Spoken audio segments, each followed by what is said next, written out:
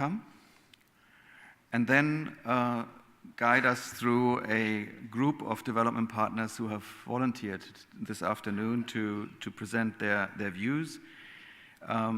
We may have the European Union joining us. I'm not sure if Claudio is here. I don't see him. Then we have the Federal Ministry for Economic Cooperation and Development, Germany, Sanitation and Water for All Partnership, Unep, UN Environment, Unicef, USAID, WaterAid, the World Bank, and finally the African Development Bank. So I would like to call on Oswald Chanda, who is manager responsible for water security and sanitation at the African Development Bank, where he's been working for 10 years. Before that, he worked at one of the most successful water and sanitation service regulators on the continent in Zambia, and also with the Water Sector Reform Program. He has over 25 years of experience in the water sector and is a fellow of the International Water Association. Oswald, thank you.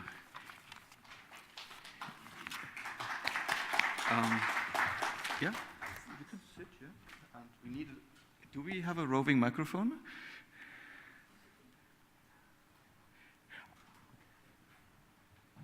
Okay, I will call.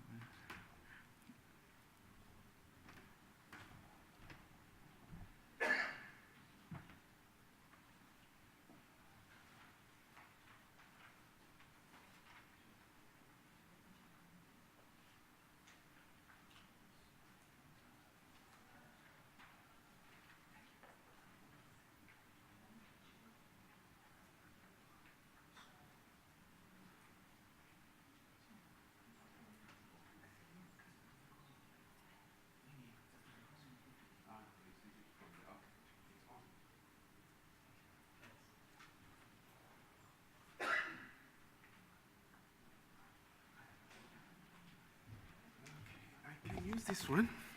Hello? Yes.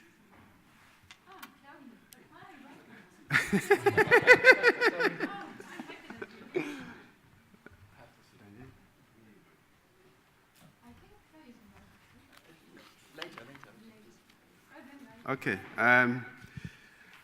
Good afternoon, ladies and gentlemen. Or is it good evening? Let me take the pleasure of welcoming you all to the Development Partners Dialogue. And I think to make it a better and stronger dialogue, may I invite those really at the back to move a bit closer so that we can dialogue well. You know, particularly the last few lines, if you could come forward, I think it will help in making the group look a little thicker.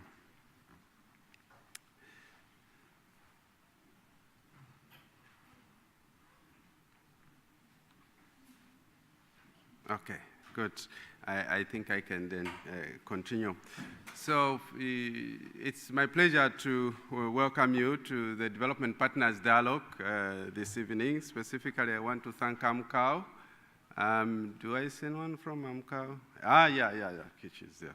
AMCAO, who have created the space, you know, for us to dialogue as development partners. And development partners, we're looking both financial, those that bring technologies, those that bring approaches, everyone that is in the development space, you are most welcome.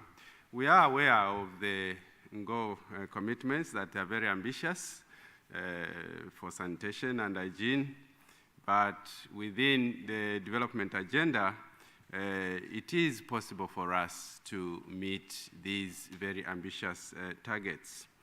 And with that, I would like just to mention that here on the continent, working with the regional member countries, what we usually like referring to them, the African countries at the African Development, we expect to provide some degree, they will provide some degree of leadership. And our role as development partners is to support them. So what we'll be discussing, what we'll be looking at, we need to realize that the development partners are supporters to these countries that have to provide and take the leadership and the direction where they would like to go within the framework of the various agreements, in this particular case, the NGO commitments that they have made. Now, I think in doing this, it is quite critical to realize that cooperation is key. This morning, Dulai did mention that when we come together, when we join together, we can do a lot. We can do it all. So, in our desire to address this challenge on the continent of Africa of 600 million plus people without access to good and safe sanitation, we need to put our heads together in the improvements that we propose for any change to lead to transformative change in the lives of the people on the continent. We need to think through our approaches. We need to look at the instruments that we are engaging with now. One of the things that is quite very common on the continent is that many times people think of Africa as one. It's very varied. It's as wide as it is. There are deserts, there are fragile states, there are countries like South Africa that can compare very favorably with other countries in the developed world.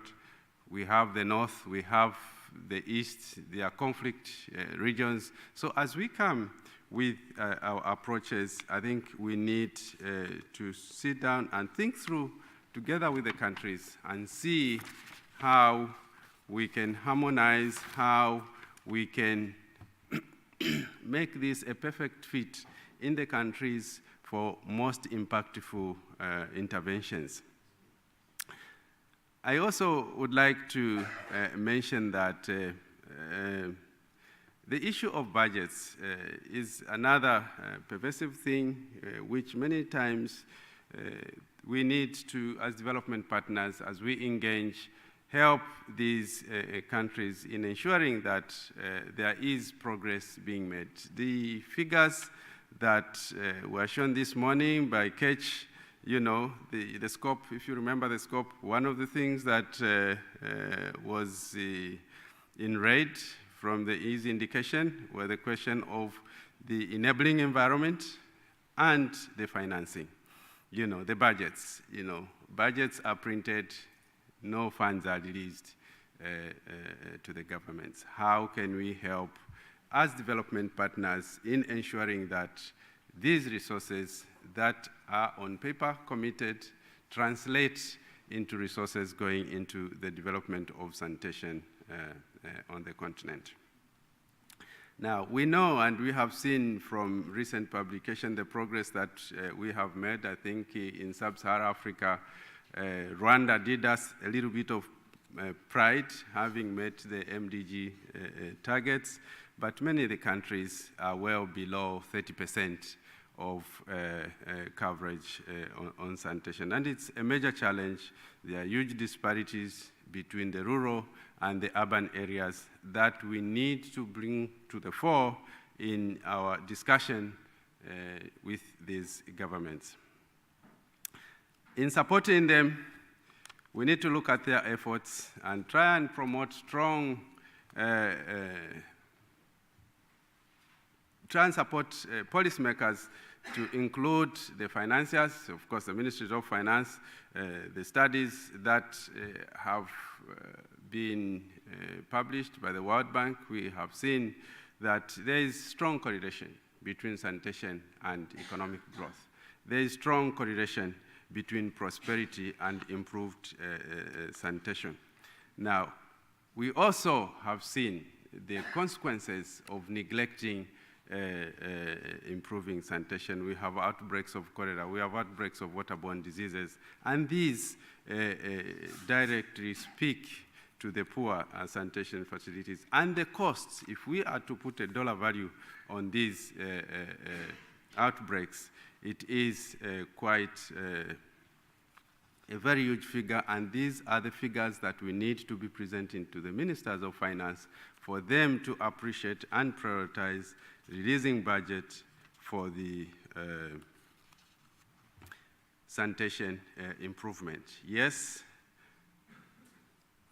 we will try and explore opportunities that will come to us as we make more players, especially the private sector, who are beginning to show interest. You know, we had presentation from MTS, we have had presentation from people that are interested in coming into the sanitation business. Let's support these governments to harness this interest so that we can meet the Angora commitment, we can meet the challenge of sanitation on the continent. There's real urgency for us to work collaboratively and to avoid duplication of efforts. We have only 11 years to the close of the SDGs. We cannot afford to be duplicating our efforts. We need to try as much as possible to harmonize our approaches, you know, and ensure that we make that big push on this commitment in realizing the SDGs on the continent. For us, at the African Development Bank, we have committed ourselves to 5 priority areas, what we call the high fives, and right at the core of this is the improvement of the quality of life for the people of Africa, where sanitation plays a major role in ensuring that we are improving the lives of the people. Therefore, as African Development Bank, we realize we have limited resources. We realize that we cannot do this alone. We don't have all the technology. We don't have all the good approaches. We are not present in all the countries, even on the continent. But with the right partnership, with an integrated approach, which the high fives talk about, we are going to realize, we are going to help these countries in ensuring that they at least inch closer to the SDG, to the Angora commitments. We'll be glad to explore further collaboration and co-financing arrangements as development partners, which is very key. You know, if we go in with our diffuse approaches, we will not achieve much. But by putting our heads together, by putting our efforts, our resources together, we are going to make a huge difference. We are going to demonstrate to these countries that there is hope in meeting these targets. The private sector, the civil society, the local authorities, national governments, they all need to come to the table, and together we will find a solution for the African challenges in improved sanitation and hygiene. I thank you.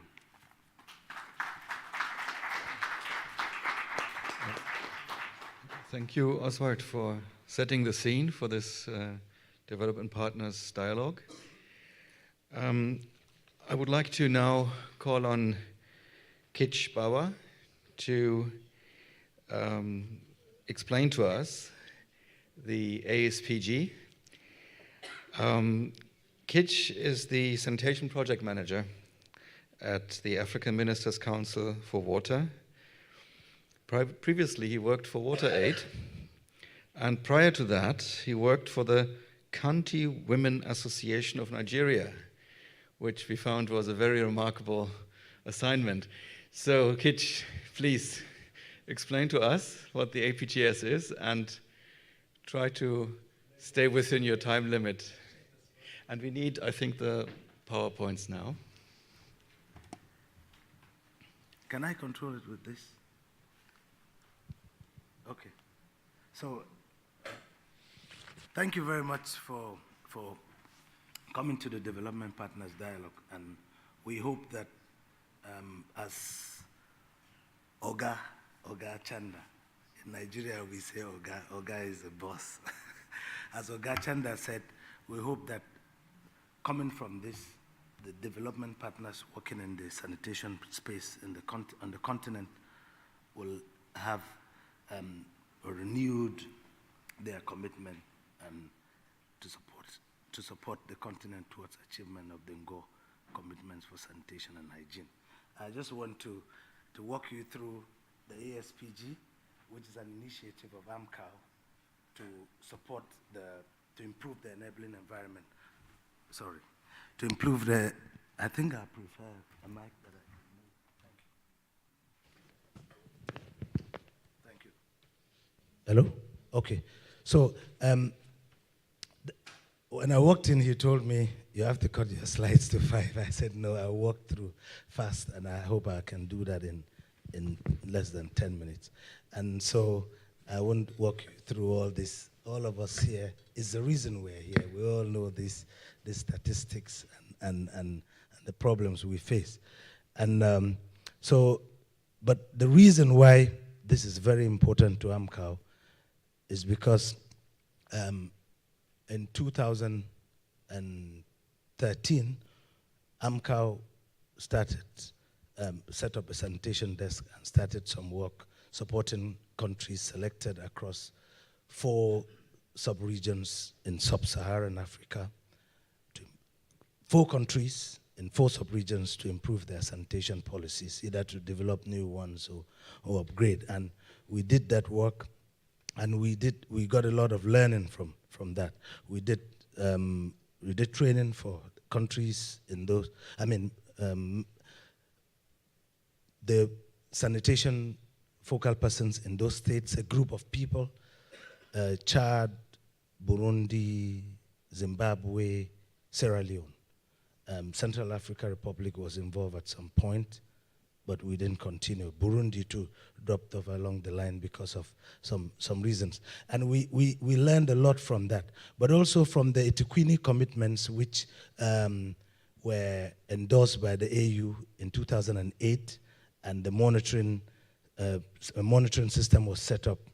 In 2015, we had a report that looked at the performance on Etiquini commitments, and some of the indicators were around countries having sanitation policies and strategies. And we saw that a lot of countries were lagging behind. What you call a sanitation policy or strategy is probably 1 or 2 pages within the water and sanitation policy. And then we also, countries are increasingly prioritizing sanitation. AMCAO is increasingly prioritizing sanitation. And the underlying reason that a good sanitation and hygiene policy, like I did earlier in the day, is fundamental to improving sanitation. So from that, we came up with the ASPG.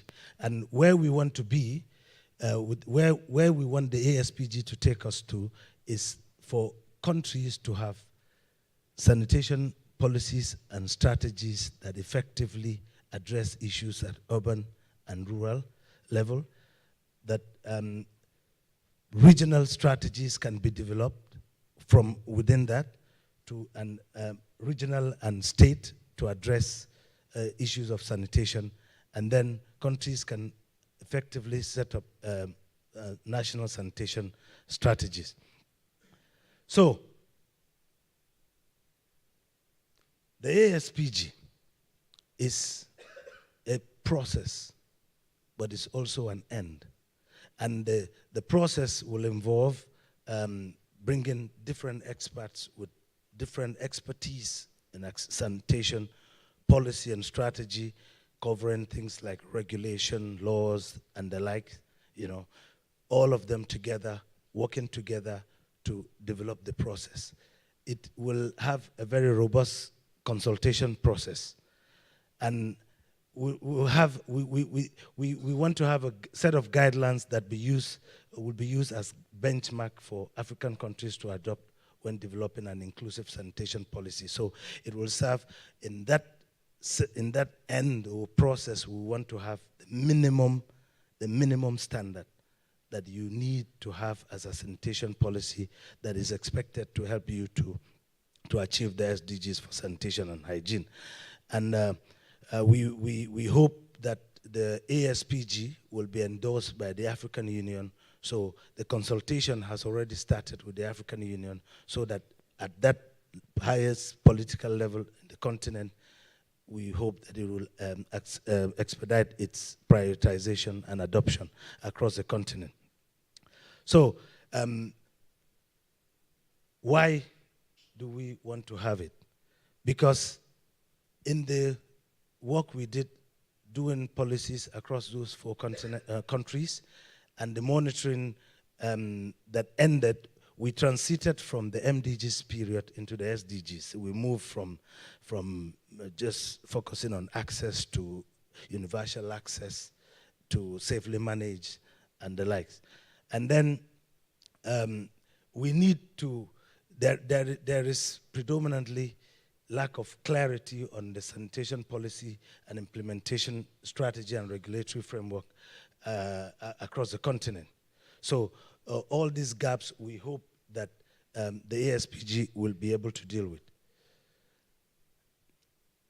AMCOW is leading the process, but we're working closely with the World Health Organization.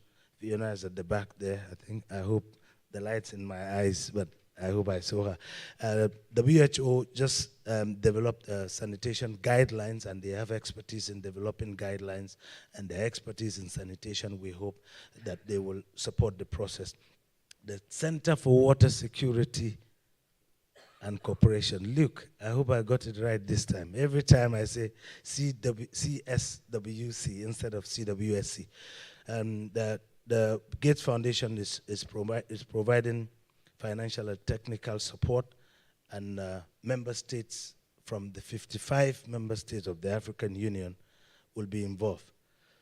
So next steps from here, from all that we've done so far, we have a task force, the first meeting of the task force, which is a group of experts drawn from across the continent. We have it Saturday and Sunday. I mix up the dates. I think it's 23rd and 24th. And the task force members are expected to contribute their expertise to ensure that SPG supports an evidence-based and inclusive process. And we will hold stakeholder consultation meetings across different, we want to piggyback on some global water and sanitation events so that we have as many members of the task force as possible. We have as many stakeholders as possible. That's all about the ASPG. We hope and look forward to the immense contribution, to the very valuable contribution of the development partners in this room. Some of you are already in the task force, and I hope you have a very great dialogue session. Thank you.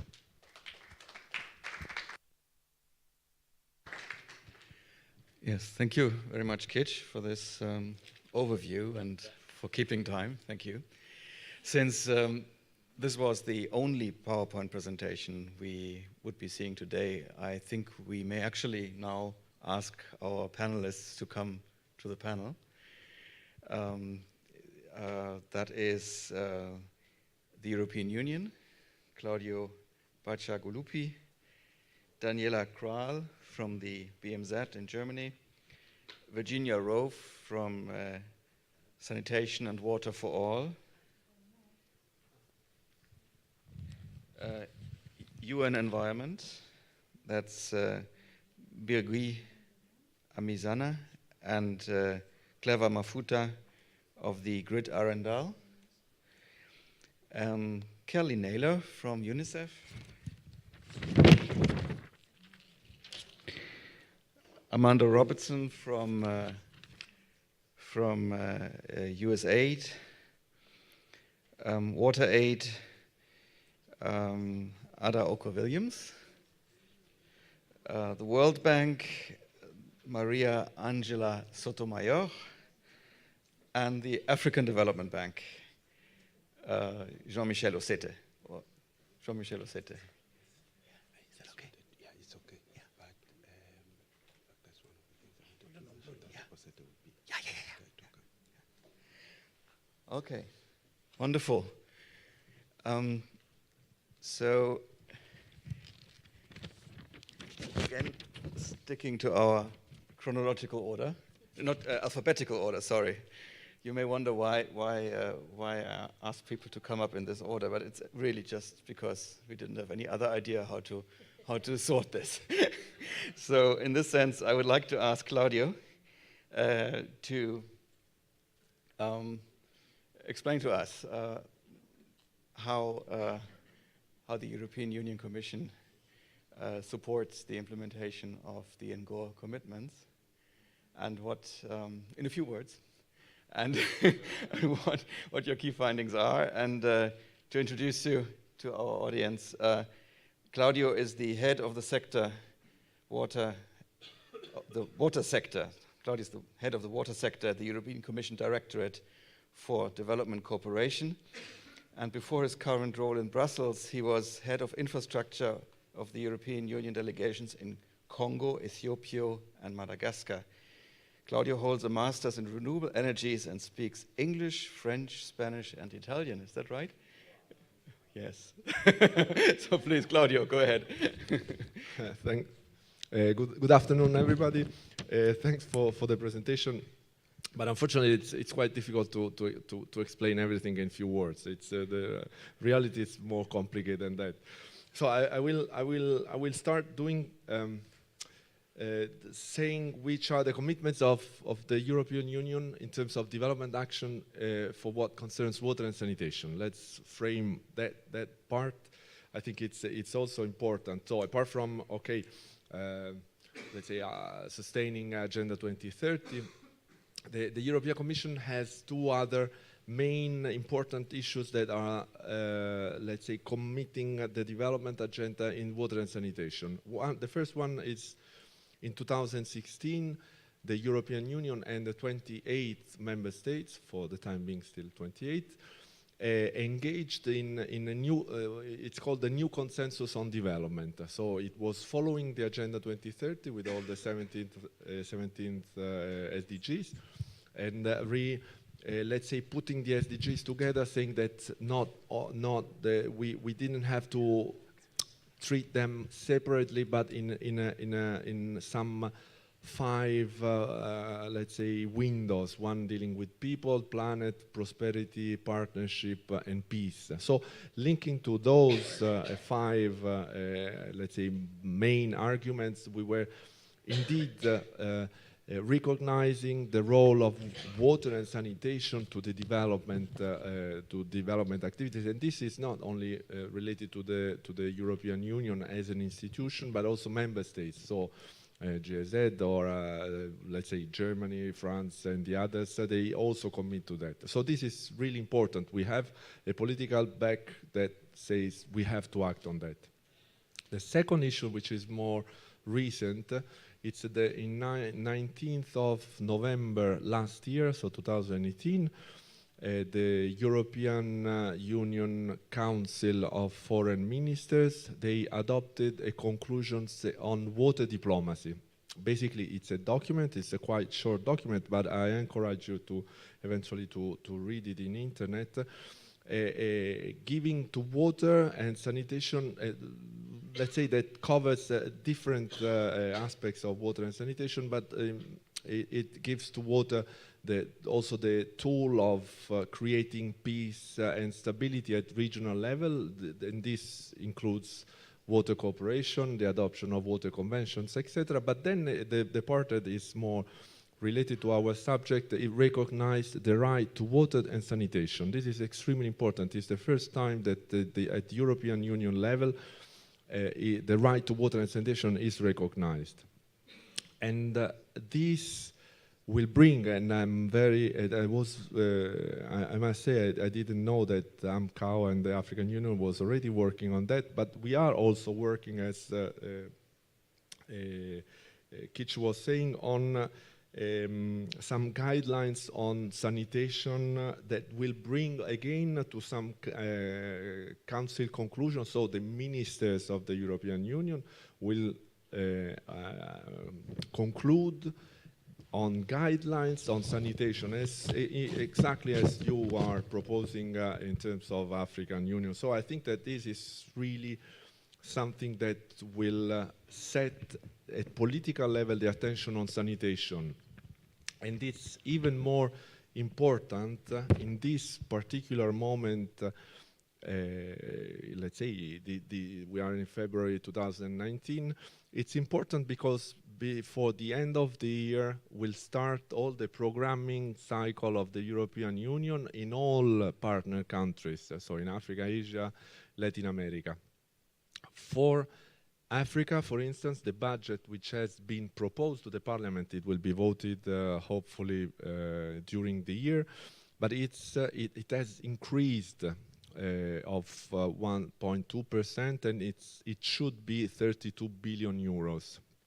This is not all dedicated, obviously, to sanitation issues, but it will include all possible sector, but it will be up to the governments, to the African governments, to negotiate with the Commission that actions on sanitation must be primarily.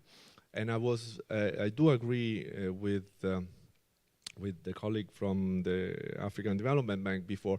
We have to change a bit the discourse. I mean, okay, sanitation, it's a question of health, but it's not only water related. We have to link sanitation issues to economy, to industry, to agriculture. It covers all issues of development sanitation. And that's why, for instance, in India, they decided to increase the budget for sanitation issues because they were losing 4% of the GDP because of sanitation in terms of people dying, people that needed health care, etc., people losing the job or not attending job, and so creating economic things. Sorry, I've concluded. So you asked me a few words, but it's difficult. Thank you. What you just said, I think the numbers are impressive. Yeah, the European Union's financial contribution is really quite significant, and also your statement of linking it to other sectors. Sanitation is not just water related, but actually, as you were saying, so many other areas are touched. I hope we can stay within the very short allocation so that later on it gets a bit more interactive with our audience as well. So Daniela Kral is the Senior Policy Officer in the German Federal Ministry for Economic Cooperation and Development in the division responsible for water, urban development and mobility. Daniela joined the BMZ 10 years ago after having worked as an information technology scientist with a major German bank. And you are also member of the Sustainable Sanitation Alliance Executive Board and an Executive Board member of the Nexus Regional Dialogue Program. So, Daniela, if you could give us a quick introduction. Thank you.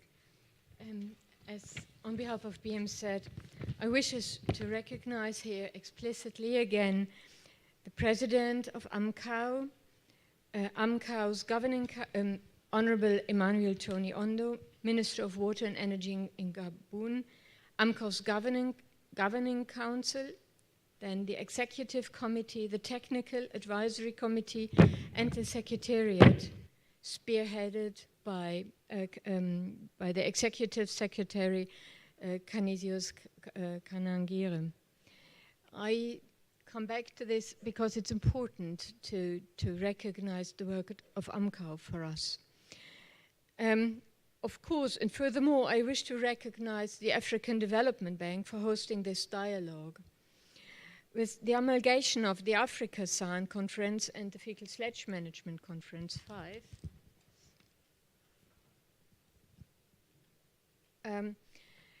this meeting here is truly the start of a new coordination of our efforts in the African continent and recommit to end all forms of poverty, fight inequalities while ensuring that no one is left behind.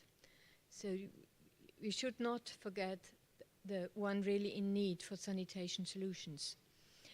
And BMZ recognizes all the development partners' effort in the past years as significant contribution towards the success of AMCAO and the flagship initiatives, and looks forward to continue and deepen our collaboration in the future. The Africa-SAN is one of UMCAO's priority initiatives, one of the five, high five, as it was called. And it was created when acknowledging that African sanitation challenges have to address mobilizing and facilitating agencies and having governments to conceptualize sanitation policies and strategies for implementation. And AfricaSan therefore provides a forum for sanitation technical experts and policymakers. So they're brought together here to exchange lessons and identify approaches. And I really welcome the great progress made towards Angora commitments and the newly set up African Sanitation Policy Task Force. And as I've heard here, it will be really come together first time after this conference. So it is connected to the conference as well, another success of this conference. And there, UMCAO will work on formalizing policy and local legal frameworks that can be used in areas and regions and countries where they do not have these policy frameworks. That's impressive. The SDGs as a framework for international cooperation provides a path forward for national and international sustainable development policy and intersectoral approaches through global partnerships. And here I stop with this because I want to connect to Claudio. We as donors work hard on strategies and global agendas because they are giving us the mandate to really use the funding we have. The funding is given by taxpayers. It's not, it doesn't fall from heaven, but they need to have a good background. And so the work we have done in BMZ, writing the BMZ strategy 2 years ago, and now the EU has written their strategies, is key to the allocation process that will follow later, where we then can really bring in more funding and more solutions to the really left behind areas in water and sanitation, here especially to sanitation. And we need to have the link to the global agenda, that's the Agenda 2030. And we congratulate UMCAO for their strategy from 2018 to 2030. And the guidelines they're preparing, they're all in line and they really fit well together. Thank you. Thank you very much, Daniela Kral. Sanitation and Water for All is a partnership of development partners. So in a way, you're a little bit odd in that lineup. Virginia Rove, Senior Advisor to the Sanitation and Water for All Partnership. Currently, you're leading work on mutual accountability mechanisms within SWA. So I think this is a very relevant topic that already has been raised quite a bit here with our team. Yeah, thank you. Thank you very much. Yes, I always, when I'm speaking, I generally realize I'm on a panel with partners. So I'm in a rather peculiar situation that I'm speaking on behalf of everybody else who's here, and I always feel a bit awkward about that. Relating back to the topic here, the Angora commitments, African countries still represent the major block of sanitation and water for all. We still have more African countries as partners. We're obviously working to change that and to increase partnership in other parts of the world, but Africa remains a very key part of the work that we do, and therefore the work that is happening here, particularly with respect to aspects like the Angora commitments, is really important to us. And we definitely are here to learn as a partnership. And I just want to reflect very briefly on those Angora commitments, and particularly the first one, which reflects, obviously, I mean, these were written back in 2015. You were not to know that in 2019, the first one would be the topic of the UN's year on Leave No One Behind, and it's fallen very aptly. And it's important for us as a Sanitation and Water for All partnership that we are basing our next meeting, our sector ministers meeting, which is a global meeting. It's being held in Costa Rica in April, and Leave No One Behind is our main topic. And we're expecting all countries to bring that information with them about how they are progressing on this critical issue. So the Angora commitments are helping to inform that. But beyond that, they're also informing, as you referred to, our mutual accountability mechanism, which is almost a relaunch of a previous process we had of commitments that are being made by countries. But what we've changed about it is that we're not just talking about countries making commitments, we're also talking about other development partners. And so I'm very happy to be sitting on a panel with so many of our development partners to also to challenge you and to invite you to also make commitments that are relevant to the issue of Leave No One Behind at our sector ministers meeting in April. As you know, the SWA, we do look at, most importantly, government-led processes, and we believe that development partners have a very strong role in aligning together. As we've heard from Kitch, we heard aligning together so that we're all pulling in the same direction, but even more importantly, aligning with the governments that we're supporting, that we're working with. In the interest of time, I'll stop there. Thank you. Thank you, Virginia. And I hope that later on we will have a chance to hear you challenge our panelists on how accountability and mutual accountability can be strengthened. The next development partner is Unep, the UN Environment.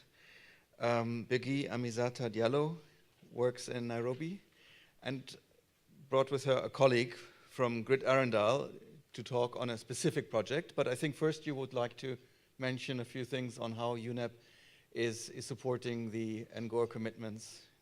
Thank you.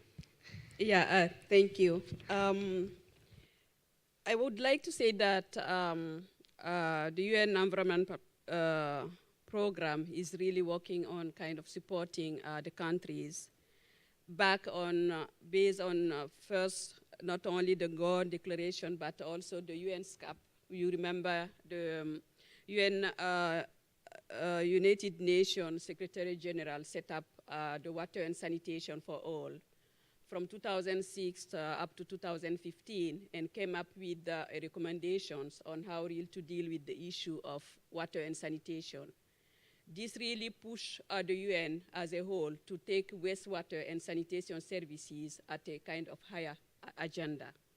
And within UNEP, we engaged on that and worked on supporting setting up a global partnership because we knew that really to tackle the issue, one hand cannot solve it all. So we had the Global Wastewater Initiative, which is also a partnership, bringing together the UN entities, but also the government, private sector, and academia to work on the issue of wastewater management, dealing with how to really handle this problem of pollution. On the other side, and I will be very brief, is also working on supporting the country on meeting their commitment on the Sustainable Development Goal. Mainly this, within the sector of sanitation and wastewater, it's mainly the 6.3.1, dealing with the wastewater, reducing the discharge of wastewater into the environment and seeing how we can use wastewater not as a burden, but as a resources. And linking to that, you might remember that coming together under the UN Water, which is a constitution of 36 members, dealing with all the issues, included wastewater and sanitation, we come up with the World Water Development Report 2017, dealing with wastewater as untapped resources. So this is the angle where we are working at the global level, working mainly on capacity building, on setting the agenda when it's come to water and sanitation, and supporting our member state and through capacity building, through demonstration and sharing of best practices in terms of policies, technologies, and innovative financial. Because as we remember this morning, we are saying that the weekend part is the enabling environment. And enabling environment involves policies. We need to have the supportive policies. We need to have adaptive technologies, and also to push for the innovation on finance part. So this is really what we are doing, and I will leave I will leave Clever to really present our joint effort as a member of this joint initiative together with the African Development Bank, Grid Aranda, Unep Grid Aranda, which is a research center for UN environment, dealing with the Sanitation Atlas for this continent. Thank you, Biggie. Good afternoon. I'm going to talk about the Atlas for sanitation and wastewater that we're working on. Basically, we are in the information and knowledge space for development, and we hope that the information that we're going to generate is going to support the efforts of development partners, as well as to help in setting decision and policy agenda for Africa in the future. Yes, it's a partnership with Unep, the African Development Bank, and Grid Aranda. Before we get to the Atlas, we've had quite a number of deliverables to date, including various news items, policy briefs. We've done a simple show just to explain what sanitation is and how it connects with wastewater.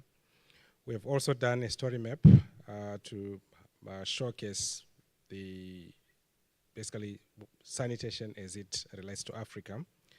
And the Atlas that I've mentioned is going to be a 9-chapter report, highly visualized, and with a very regional focus, that is Africa continent-wide focus, but with a specific last section that is specific to countries, which we call the country profiles. So it's something that is definitely to look forward to. And as we are working on this Atlas, we've come across some very interesting facts and figures, and some which are calling myths, and we're going to be publishing some of the myths that we're finding out around sanitation in Africa. We've also come across quite some interesting facts and figures, which we're calling fun facts, and we'll be publishing that as well. And we've also come across quite a number of gaps that we think will need to be worked on in future by way of research. So we'll be commissioning some research papers to further guide our work. We've noted quite a number of lessons coming out of the work that we've done so far, but I'll just mention 2, that there is quite a huge appetite for news and information data with regards to sanitation and wastewater in Africa. There is quite a paucity of such information and data, but once you get it out, the reaction shows that there is that big appetite for such information.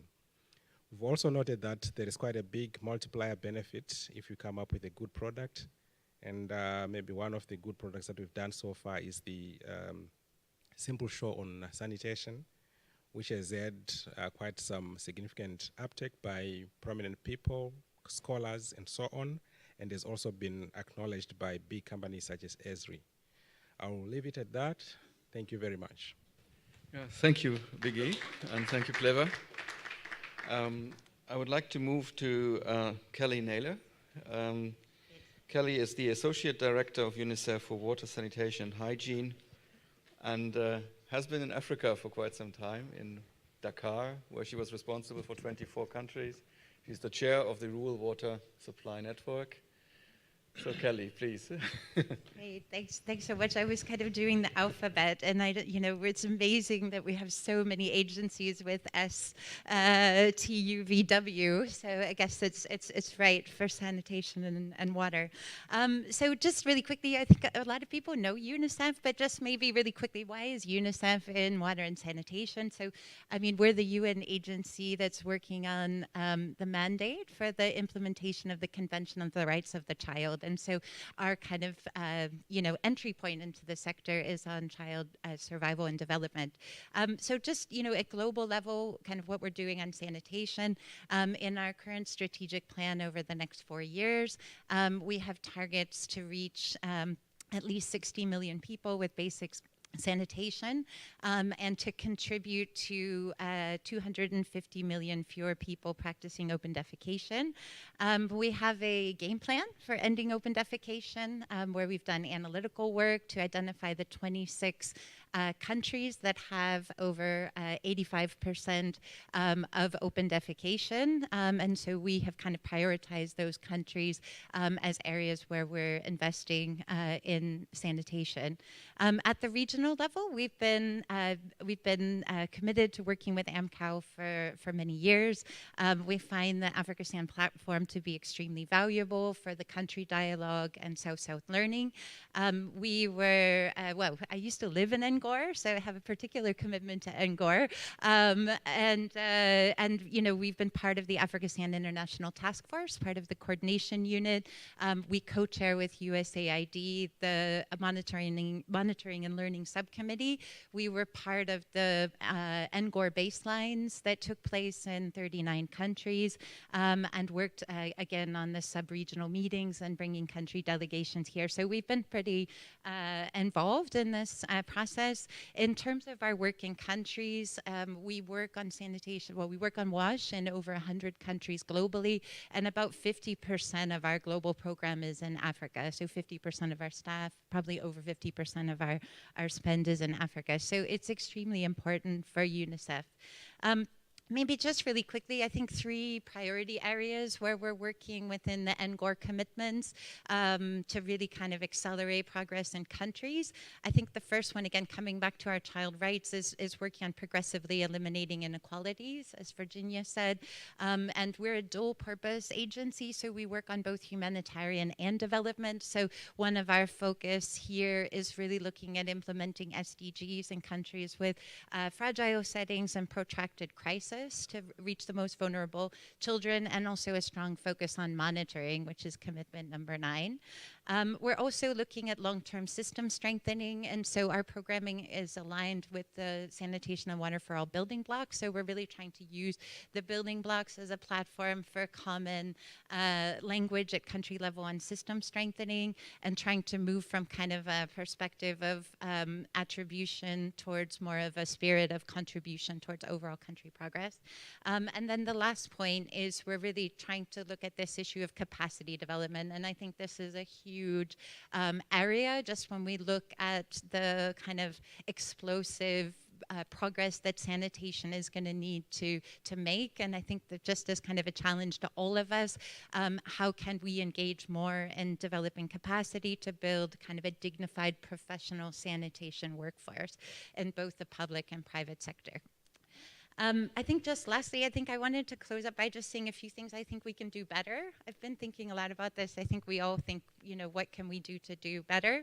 I think one thing we can do better is promoting teamwork at country level. I think a lot of us see each other at global conferences, regional meetings, and how do we really get this translated into teamwork of our staff members working together at country level? I think there's been a good initiative, I think maybe Ada's going to talk about it, with developing rural sanitation guidance to kind of build common language between our development workers, and having honest dialogues at country level to strengthen our complementarity and effectiveness of our support.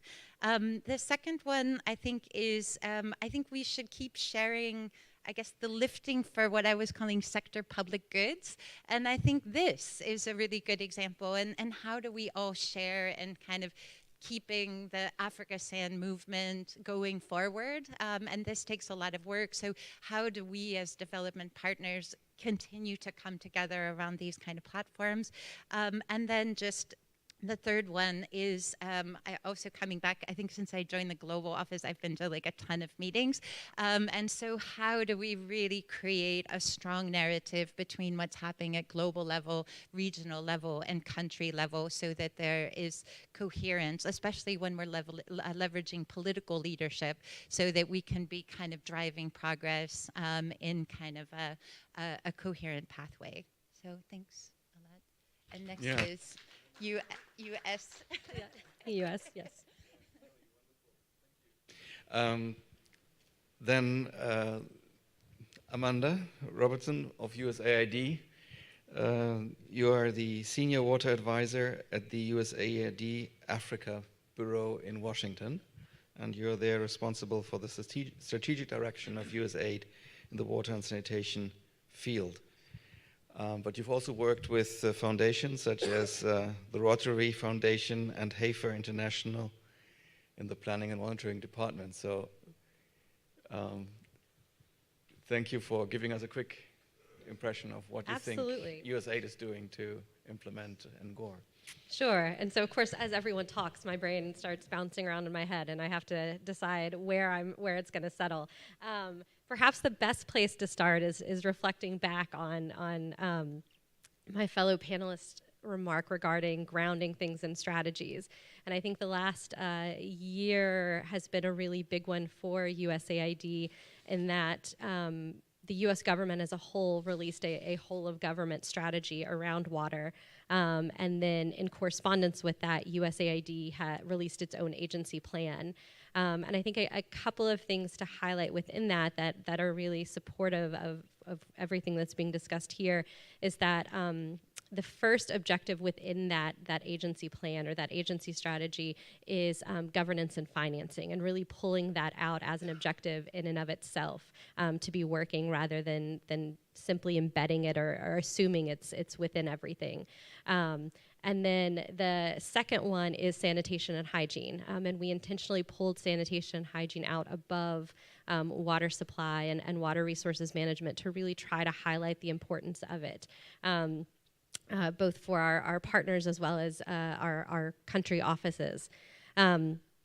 And overall, in the last few years, we have been spending around $400 million globally on WASH, much like within UNICEF, about half of that is within sub-Saharan Africa.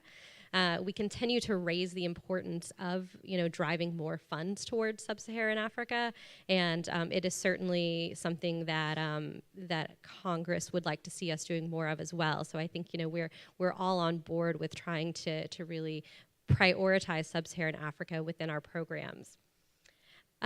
As most of you probably know, USAID is a very decentralized organization, and so our country offices really get to determine what once they receive their funding, what it is that they're going to be doing. And so it tends to vary, but I'll touch on a few just approaches that I'm sure will sound very, very familiar to everyone. And one is just really achieving community coverage of basic sanitation. Another is expanding access to safely managed sanitation. And then lastly, building local capacity for sanitation services and thinking through what former colleagues have said about, a professional workforce and leaving no one behind. That certainly is embedded within those approaches and those objectives. But I did want to highlight a couple of other things as well, kind of outside of those ones that we're probably a little more familiar with. And the first one that I wanted to talk about is really a new priority and a focus on thought leadership within sanitation and hygiene, and particularly some research that we've been investing in that focuses on the use and effectiveness of sanitation interventions, including CLTS, market-based interventions, market-based sanitation, and the promotion of safe hygiene environments for infants and young children. We've also been looking at supporting a collection of innovative ideas and hygiene behavior change programming through a $1.5 million small grants program. Another thing I wanted to touch on, like I said, is the importance of financing, and we have been putting a lot more money and priority into supporting TrackFin and other approaches to innovative financing, both in water, but also in sanitation and hygiene. And then finally, I think it's certainly worth saying that one of our biggest priorities has been a support to AmCal and really looking at how to partner with AmCal to reach its goals and to fulfill its mandate.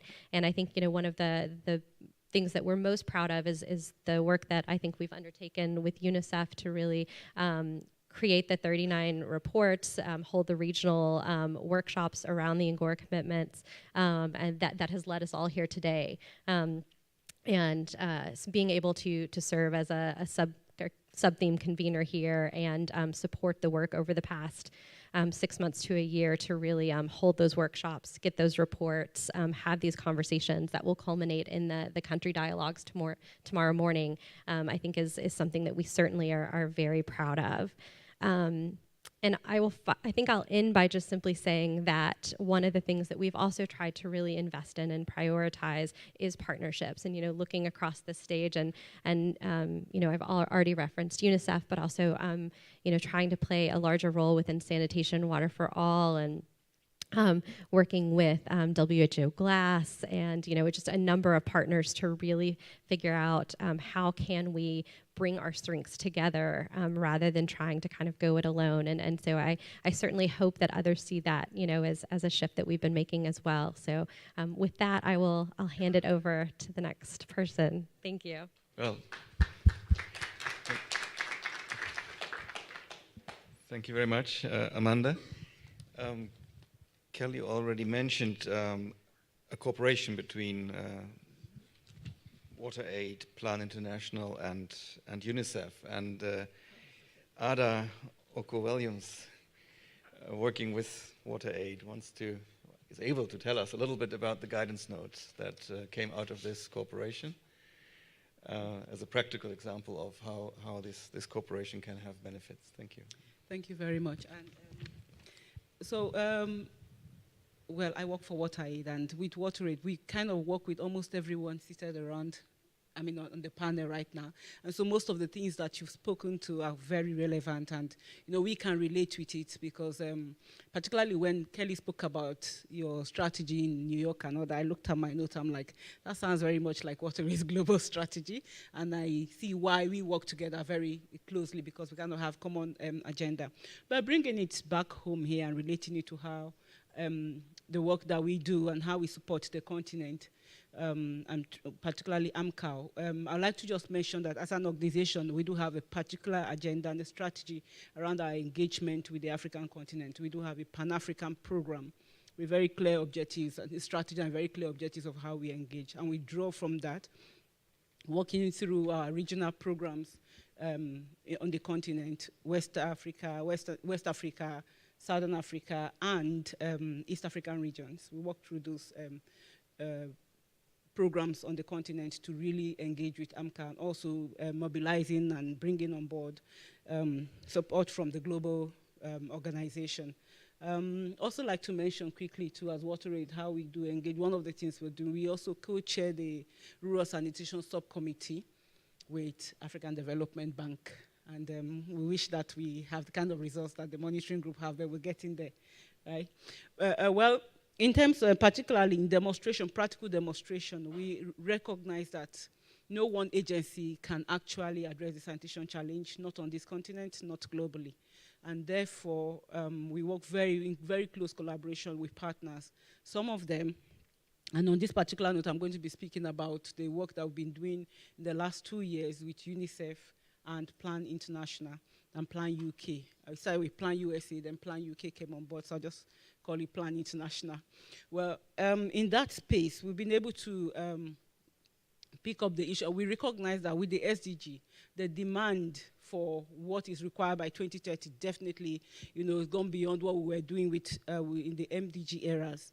So we thought that, okay, it cannot be business as usual. The SDG is not about just maybe increasing the number of latrines, and I deliberately use the word latrines because of the quality of what we used to realize. We won't get there. with the demand that the SDG placed on us, we thought, well, the program guidance or the way we programmed on ground up to the moment with our partners on the continent would not really take us there. We needed to do something, we needed to re-strategize, and we started to work together 2.5 years ago to think. We called the project or the initiative Rethinking the Rural Sanitation Initiative. And in that space, we started to work together to try and define what would be required in terms of taking us to scale, addressing the issues of sustainability and addressing the issues of inequality as indicated in SDG 6.2. Within that framework, we started to look at, and then we went through a very rigorous process of, first of all, doing a number of consultations, doing some desk reviews, doing a number of consultations. I also want to mention that at some point USAID come on board with that, and we've been doing some work with the Wash Power program on review, and all of that fed into it. So we started by reviewing a number of existing documentation, learning from what was already on ground, from there doing consultations, and we have finally come up with the guidance note on programming on rural sanitation. There's a brief of it here, and it's available elsewhere, but I'll just, you can 1 minute, I see you're pressed for time, but just to mention the key things from the guidelines, yeah, that is important to consider and what we really did focus on. So first we did identify that, yes, to get to the SDG, we needed to focus on scale, we needed to focus on equality and sustainability. We addressed that, and importantly, we defined certain principles that are critical to addressing or to reaching the SDGs, and working with the African Ministerial Council and the governments and people of the continent. We did say that partnerships as key principles, partnerships, programming area-wide, or defining the areas in which we program, and working in response to context-based and context-specific issues underlined by evidence, and working in very flexible and adaptive manners are core principles that are non-negotiable if we're going to make any dent in the sanitation situation on the continent. And again, that programming at national and area-wide levels was important to define. And at national level, it should always be underscored by very deep, rigorous analysis that then leads into direct program design and implementation at local or area-wide levels, yeah? And to wrap it up, the guidelines suggest typologies of rural communities, just to help and guide people in terms of how you deliver. That rural communities are not unique and homogeneous. The different typologies came out with a range of 4 typologies, really. I'll just mention those, and you can get the details. These are available online now. So with that, we see there's certain remote rural communities. There are certain rural communities that fit that typology. There's a rural on-road group. There's also the mixed rural, which basically are often communities that are rural in nature, but somehow integrated or around urban centers. And then the 4th category is a category of difficult context. And that is where the question of leave no one behind really comes up. The last mile. So that category, we provided guidance in terms of what you could do and how you should program in those contexts. So in a nutshell, in very practical terms, it's one way that, and going forward, that we think we'll continue to work with the African Ministerial Council and the different subcommittees to see how we can continue to actually deliver this on ground and use this to influence how we set our programs up and build capacities to respond to the need that exists in the sector and how we close the gap between now and 2030. Thank you very much. Yeah. Thank you. Thank you, Alda.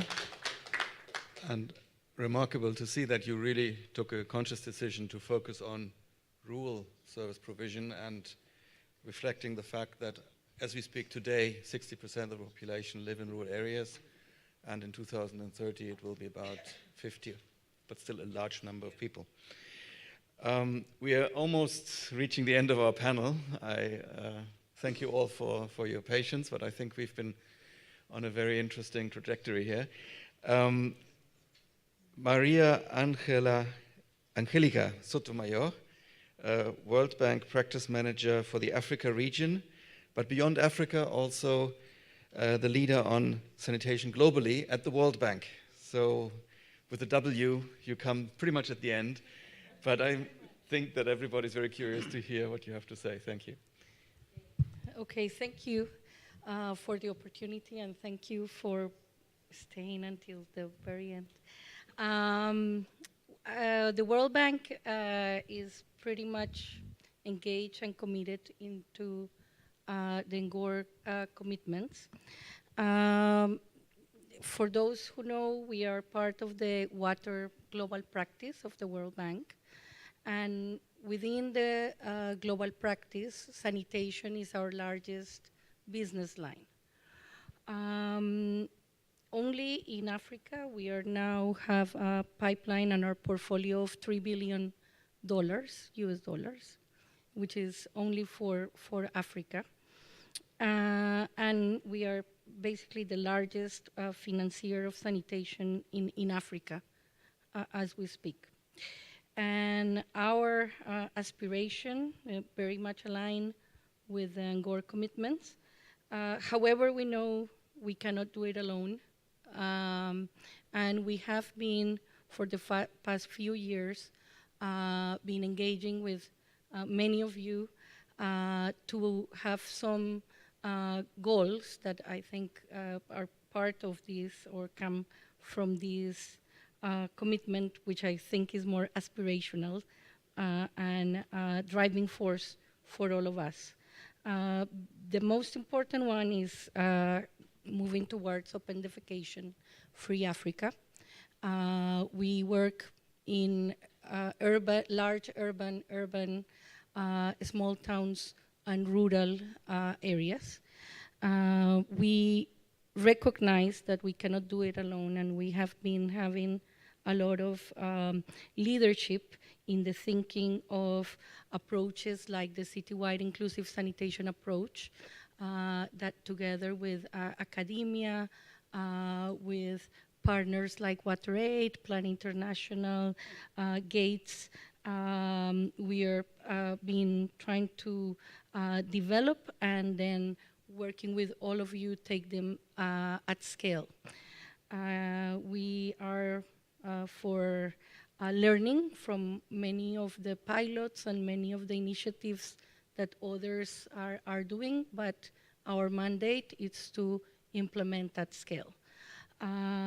We have some good examples, and we think there's a way forward. We are very proud to be engaged, for example, in Ethiopia, leading the One Wash program, where we have harmonized our commitment to help the government working in rural and small towns and small cities, both in urban, both in water and most importantly in sanitation, bringing together the Ministry of Finance, the Ministry of Education, the Ministry of Health, and of course the Ministry of Water, working with the whole institutional setup. As difficult as it is, we are coming together with the African Development Bank, with DFID, with the government of Finland, with some of the NGOs, with Unicef, WaterAid, all committed to making a difference. And we are now moving to the second phase. It's a scale up, and I think it's a way forward.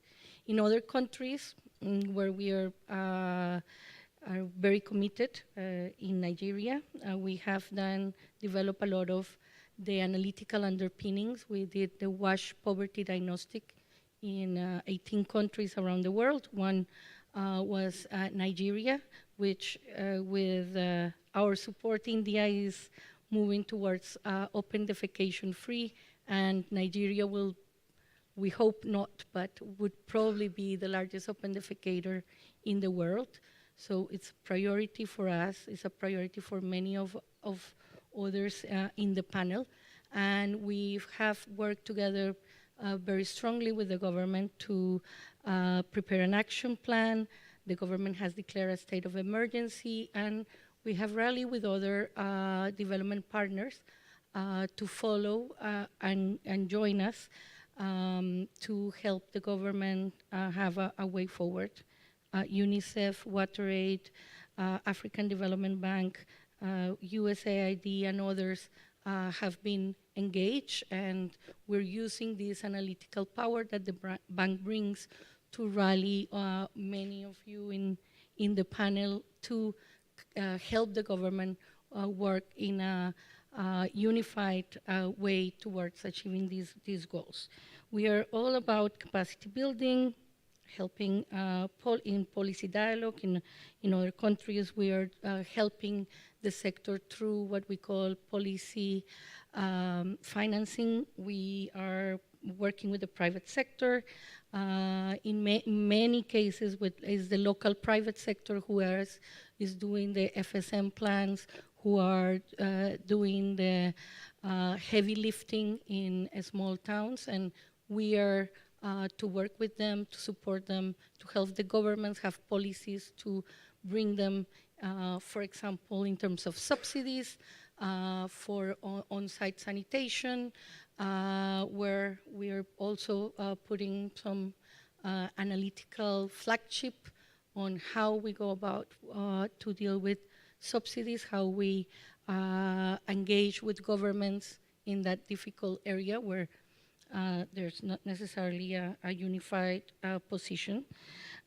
Also, climate change, gender inclusion are areas where we are also working on the analytical front to inform our investments, and hopefully to share with all of you and move toward achieving the Angora commitments. And we're happy to continue collaborating in Africa and in the world. Thank you. Thank you very much. So our last panelist is Jean-Michel Aceite. He's Chief Water Program and Knowledge Manager and the Acting Coordinator of the African Water Facility.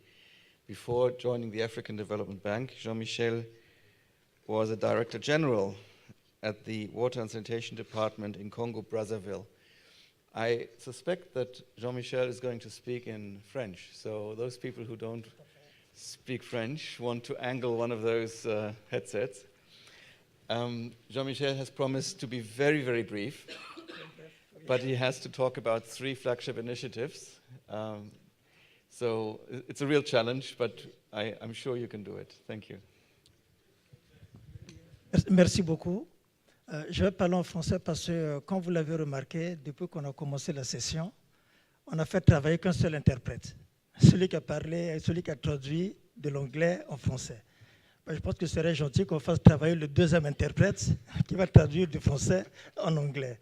Non, je voulais juste revenir sur 3 points qui ont été, pour l'essentiel, abordés déjà par les collègues. Le fait qu'il est tout à fait nécessaire qu'on arrive à nous concerter. Et si vous passez en revue les pays qui ont plus ou moins réalisé de progrès substantiels dans le domaine de l'assainissement ou même dans le domaine de l'eau, c'est des pays où les plateformes de concertation des donateurs ou des bailleurs de fonds sont vraiment opérationnelles, c'est vraiment fonctionnel. Donc c'est dans notre intérêt, nous en tant que donateurs, en tant que partenaires au développement, de faire en sorte qu'au niveau des pays, que ces plateformes soient effectivement opérationnelles. Et là où cela ne fonctionne pas, on peut impulser cette dynamique de façon à ce que cela fonctionne. Et ça, c'est la première des choses que je voulais relever. La deuxième chose, c'est que pratiquement tous, on est convaincus du fait que les ressources financières ne sont plus les mêmes que celles qui existaient il y a 10 ans, 15 ans, 20 ans de cela. Elles deviennent de plus en plus rares. Et il est important, par rapport à ce qu'on fait déjà, c'est-à-dire rechercher systématiquement la possibilité d'optimiser nos investissements, de cofinancer nos interventions, qu'on continue toujours dans ce sens-là. Voir que font les autres, concrètement, qu'est-ce qu'ils développent comme projet et comment est-ce que nous, on peut s'intégrer dans ce projet pour ne pas qu'il y ait de doublons dans tout ce que nous allons développer comme projet. Et le dernier point, c'est que souvent, quand on parle de la Banque africaine de développement, on pense aux 3 guichets qui sont connus de tout le monde, le guichet Banque africaine de développement, le guichet Fonds africain de développement et le Fonds spécial pour le Nigeria. Mais au niveau de la banque, il y a plusieurs autres instruments qui existent, notamment des fonds fiduciaires, qui interviennent aussi dans le domaine de l'eau, dans le domaine de l'assainissement. Je prends le cas, par exemple, de l'initiative Roissy, l'initiative pour l'eau potable et l'assainissement milieu rural, et Rudolph, qui est notre modérateur, est le coordonnateur de cette initiative. Et c'est une volonté de la banque de faire en sorte que tout ce qui se mène comme activité dans le domaine de l'assainissement ou de l'eau potable au milieu rural soit coordonné autour de cette initiative de façon qu'on arrive à rendre compte sur le plan mondial des progrès accomplis dans ce domaine-là. Et le Roissy vient d'adopter une nouvelle stratégie. Je pense que vous serez contacté d'ici là, si vous ne l'êtes pas déjà, pour faire en sorte qu'on arrive à redynamiser ce cadre pour qu'on soit à même de rendre compte de façon systématique sur le progrès que chacun de nous réalise dans le domaine de l'assainissement au milieu rural. Puisqu'on parle plus de l'assainissement, nous sommes Africa-San. Et la deuxième initiative importante, c'est la Facilité africaine de l'eau. Et comme vous le savez, c'est un fonds de préparation de projets. Et c'est un appel qu'on voulait vous lancer également. Ce fonds ne prépare pas les projets de la Banque africaine de développement seulement. Nous avons des projets qu'on a préparés dont les investissements ont été financés par l'Unicef, par la Banque mondiale, par l'AFD. C'est pour dire que la Banque africaine de développement a déjà pris à cœur la nécessité d'investir dans le domaine de l'eau et surtout collaborer avec les autres à travers la préparation des projets. Donc voilà les 3 messages que je voulais faire partager aux autres pour ne pas être trop long. Merci. Merci beaucoup.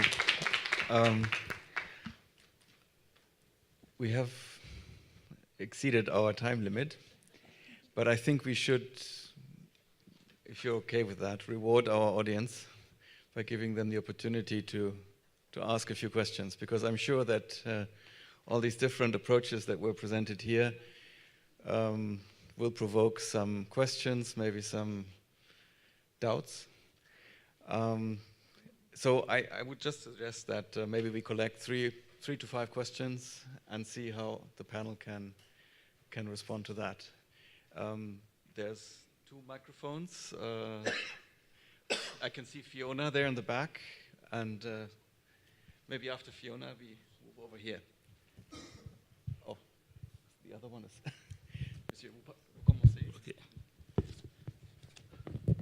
Merci beaucoup. Je m'appelle Alifa, je suis directeur général du ministère de l'Environnement, de l'eau et de la pêche du Tchad. Je tiens à remercier l'ensemble des panélistes ici présents. J'ai écouté des choses très intéressantes aujourd'hui. J'ai écouté des choses qui vont dans l'amélioration des partenariats entre l'ensemble des partenaires, parce qu'en 29 ans de carrière dans l'eau et l'assainissement, le Tchad n'a pas vu un seul projet d'assainissement démarrer. Tout ce qu'on fait en assainissement, c'est des volets, c'est des petits volets qui sont intégrés au grand programme ou des projets d'eau. Donc, c'est quelques latrines qui viennent se joindre. Mais je tiens à remercier sincèrement l'Unicef et Amkaou qui ont aidé le Tchad à avoir le meilleur texte du monde. On a le schéma directeur de l'eau et de l'assainissement, on a un document qu'on appelle Politique et stratégie nationale d'assainissement, on a une feuille de route qui est un plan opérationnel chiffré, mais derrière ça, il n'y a pas encore de projet concret. Si aujourd'hui on parle de mutualisation d'actions entre les partenaires, la balle est dans le cas des partenaires. C'est à eux d'harmoniser leur approche de manière à leur permettre d'accompagner ces pays subsahariens qui n'attendent que ça. Quand on parle de mobilisation de ressources entre les partenaires, c'est une très bonne chose. Parce qu'au jour d'aujourd'hui, ce que je constate, c'est que quand on invite un ministre ou bien des partenaires à aller inaugurer un point d'eau, les gens sont d'accord. Mais quand je les invite en tant que directeur général pour aller inaugurer une latrine, personne ne vient avec moi. Parce que la latrine, c'est la dernière roue de la carrosse. Et là, par rapport à ce qui se passe, à quelle chose malheur est bon. L'Afrique centrale a connu Ebola, a connu le choléra, beaucoup de choses.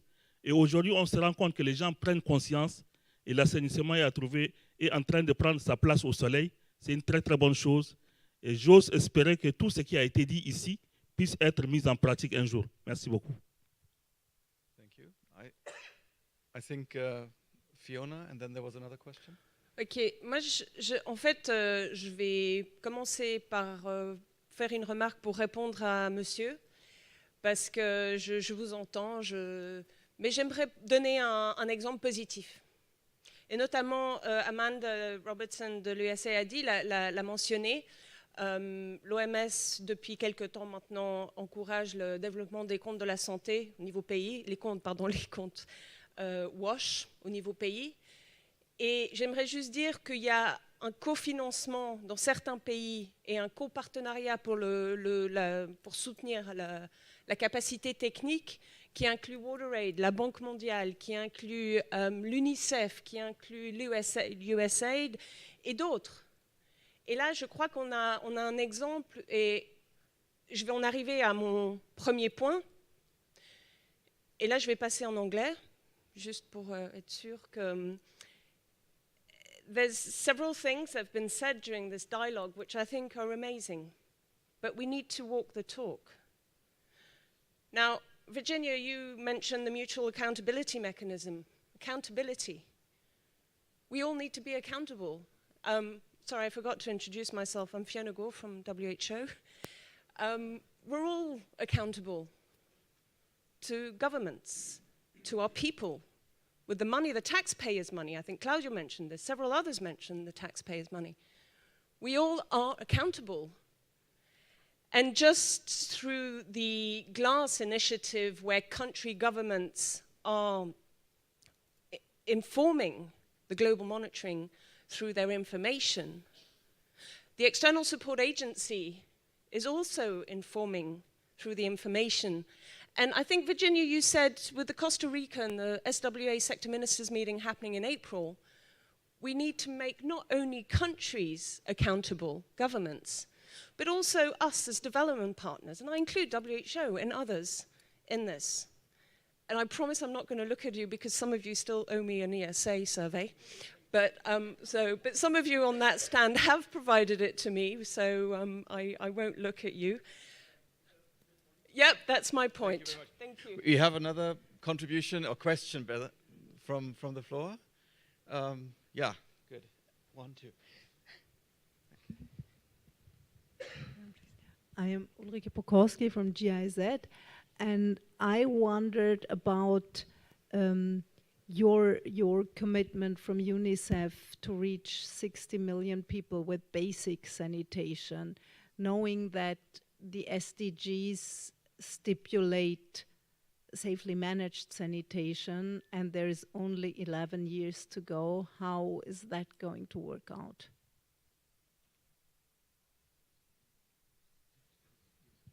Yeah, my name is Lisa Burgers. I'm from UNICEF New York and worked several years in India, a little bit at the basis of the Indian campaign. I hope to get an understanding that there was a real need to push the figures.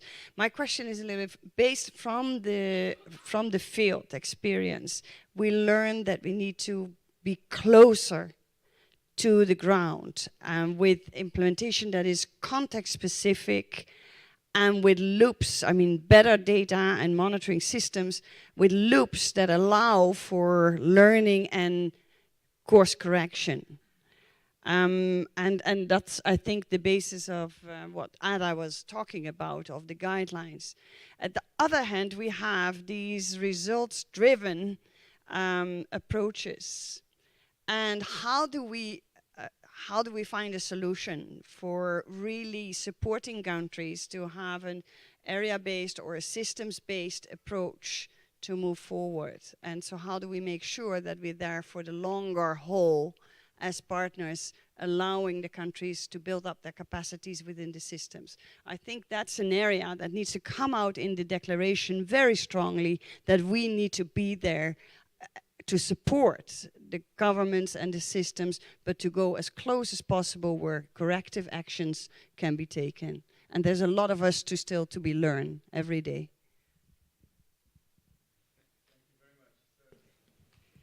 So we did not ask you to direct your question to anybody specifically, so that is now a challenge, because we might get so many brilliant answers to these very good questions. We had the chart saying that the plans are there, the policies are in place, but there's yet to be a single sanitation project in Chad. We had Fiona reminding us of the need to walk the talk. Ulrike asked how realistic are the SDGs. Lisette said that we needed to be more granular, more specific, context specific. I don't know how we're going to do this now. Should we just do a round? No, that's too much. Who has a solution?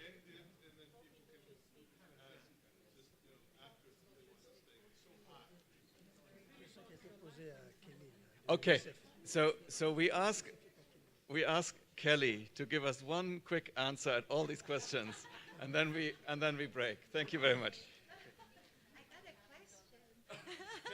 Thank you. No.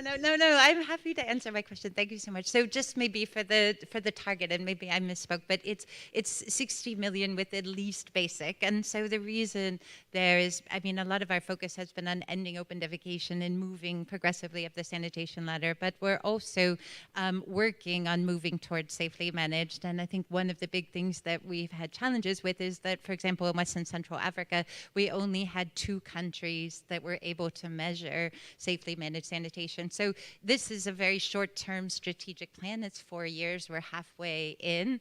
And our focus on safely managed now is, and this is together with WHO, with support from the Gates Foundation, is looking at how to improve monitoring to be able to get safely managed going. And then, we hope to be able to set targets on safely managed, as we move forward. So it's kind of a recognition that we are focused on the ending open defecation and moving to at least basic, but with this perspective on moving towards safely managed. So I hope that's helpful. J'appuie le Tchad aussi. Donc, ils ont fait une très bonne feuille de route. Il faut investir. Okay, thank you very much for your patience. Thank you very much to the panel. I think this was very good. I hope everybody liked it. Okay, so after we have a bilateral